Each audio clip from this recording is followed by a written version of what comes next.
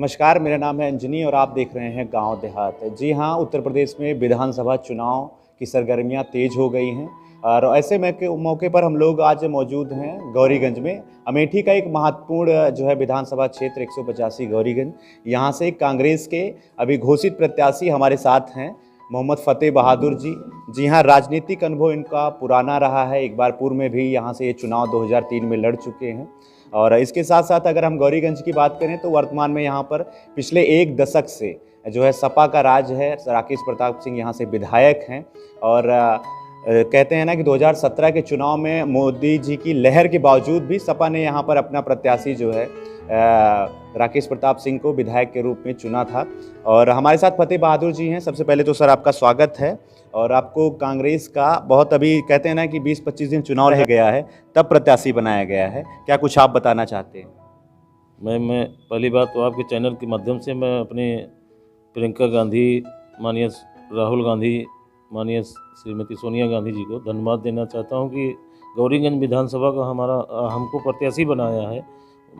समय बहुत कम मिला हुआ है, तब भी मैं चुनाव को फाइट कर रहा हूं मौजूदा हालत पे। सबसे पहले तो गौरीगंज के बारे में बता दें तो यहाँ पर जो है एक वर्ग विशेष का अभी तक राज रहा है। 18 विधानसभा में 16 बार राजपूतों को जो है यहाँ की जनता ने अपना विधायक चुना है। एक बार जो है अल्पसंख्यक वर्ग में आपके पिताजी को यहाँ से विधायक बनने का मौका मिला है। एक बार जो है ब्राह्मण समुदाय से चंद्र प्रकाश मतियारी जी बसपा के कैंडिडेट रहे थे। वर्तमान में वो भारतीय जनता पार्टी के प्रत्याशी हैं। तो जातिगत समीकरण की अगर बात करें तो कितना कुछ आपको लगता है कि राजपूतों का जो है वोट बैंक कम है, उसके बावजूद भी प्रत्याशी और विधायक उन्हीं का चुना जा रहा है? अब इसमें कैंडिडेट के ऊपर होता है। कैंडिडेट जातवाद का यहाँ राजनीति नहीं चलती है। गौरीगंज ऐसी एक विधानसभा है कि जातवाद का राजनीति यहाँ नहीं चलती। कैंडिडेट अगर साधारण कैंडिडेट है, गरीब मजदूर और किसानों को मिलने वाला आदमी कैंडिडेट होता है तो उसको क्या नाम लोग यहाँ लाइक करते हैं, उसको वोटिंग करते हैं। जैसे मुझे कांग्रेस ने अपना कैंडिडेट बनाया है। मैं तो एक किसान का बच्चा हूँ, किसान के घर से आया हूँ। हमारे पिताजी 2002 में यहाँ विधायक थे तो उनको हर जात ने चुना था। मुसलमानों से ज़्यादा हमारे यहाँ हिंदुओं ने वोटिंग किया था उसको। उसी आधार पे आज जिस दिन से टिकट मिला हुआ हमारे पिताजी के न रहने के बाद आज मुझे जो टिकट मिला, जीतने में उतनी खुशी न महसूस हो रही है।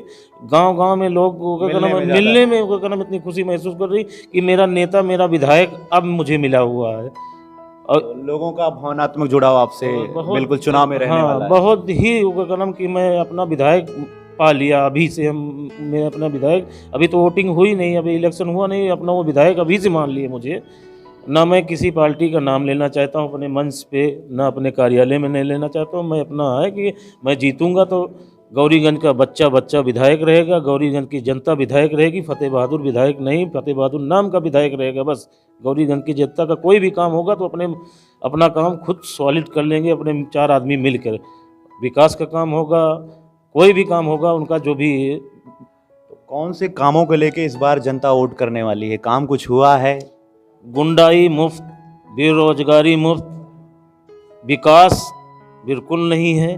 उसी के आधार पे हमें वोटिंग होगी, कांग्रेस को दिया जाएगा, वोट मिलेगा। एक दशक तक जो है समाजवादी पार्टी के राकेश प्रताप जी यहाँ से विधायक अभी वर्तमान में हैं।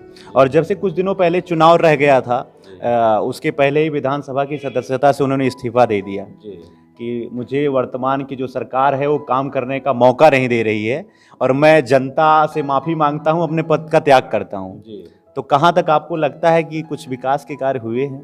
5 साल उनकी गवर्नमेंट थी, सपा की सरकार थी, खुद विधायक थे, तब नहीं कर पाए थे तो दूसरे की गवर्नमेंट में उनका क्या हस्तक्षेप है? क्या हम समझे कि हमारी गवर्नमेंट है, हम अपना विकास नहीं कर पाए? दूसरे के गवर्नमेंट में हम क्या मान के चलें कि हम दूसरे पार्टी का विधायक हैं, हम दूसरी पार्टी से कितना हम विकास करवा ले सकते हैं? तो वो तो नहीं कर पाए।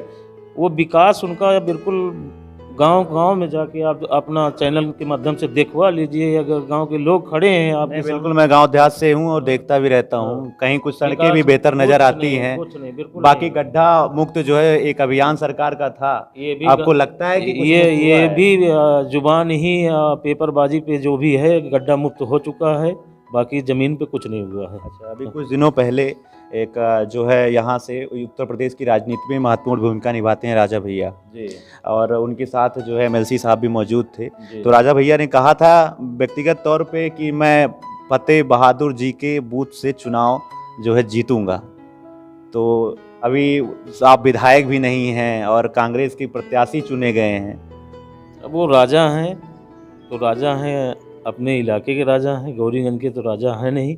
यहाँ का राजा जनता हमारी है और गौरीगंज की जनता राजा है हमारी, और गुआवा की जनता राजा है। जिसको चाहेगी, जिसको चुनेगी, फतेह बहादुर अगर हैं उनके काबिल, उनको अच्छा लग रहे हैं तो फतेह बहादुर चुनेगी।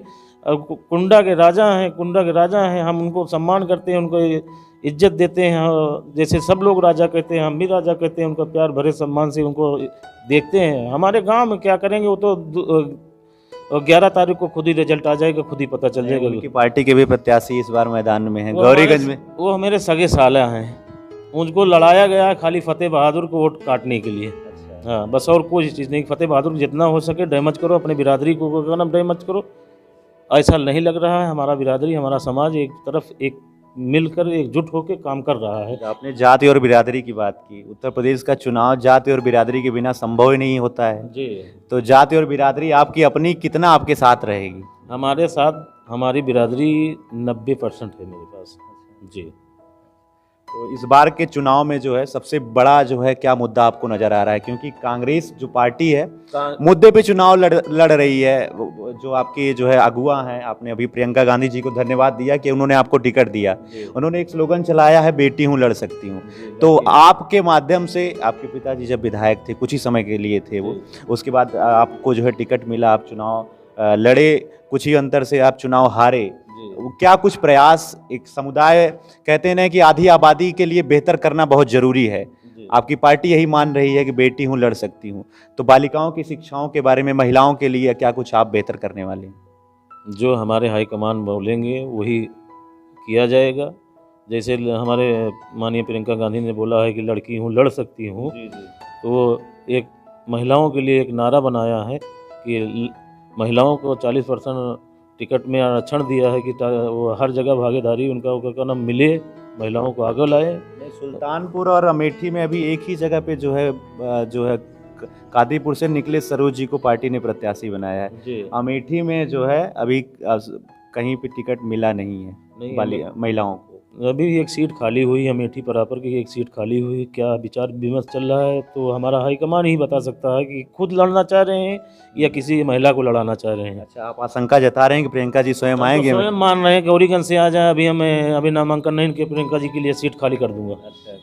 चलिए ठीक है, आपका बहुत बहुत धन्यवाद। गांव देहात प्रत्याशी परिचय सीरीज के अंतर्गत आज हम लोग मौजूद थे 185 विधानसभा गौरीगंज में।